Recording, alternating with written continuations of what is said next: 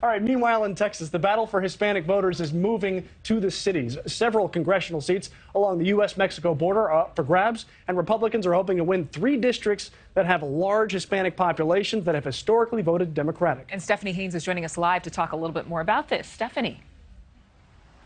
Hey, good morning. Yeah, it's an area that hasn't gotten a ton of political traction because it has been so reliably Democratic. But now these races have gotten very competitive. There's been a lot of spending on both sides, and it remains to be seen if these House seats will go red or blue Tuesday. That's tomorrow. We're talking about these 3 seats right along the U.S. Mexico border in the Rio Grande Valley. And for some context, former President Trump won one of the districts in 2020, and President Biden won the other 2. The Texas Tribune reports some of these districts have since been redrawn, which has made 2 of them more Democratic leaning. And what to note is House District 34. Our partners at Decision Desk HQ call it a true toss-up.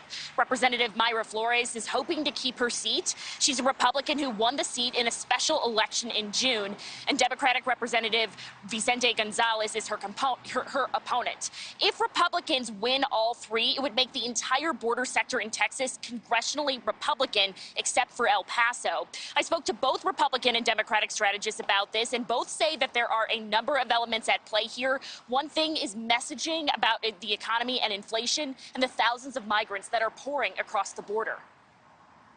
So ambulance services, medical services, social services, educational services, even the jails we have to hold them in.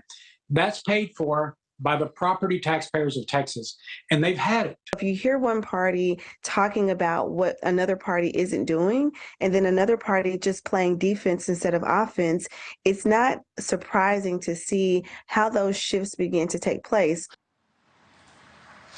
And it's not just in Texas. Republicans are hoping to make some major gains with Hispanic voters in both Nevada and Arizona, where some very competitive statewide races for Senate and governor are well underway.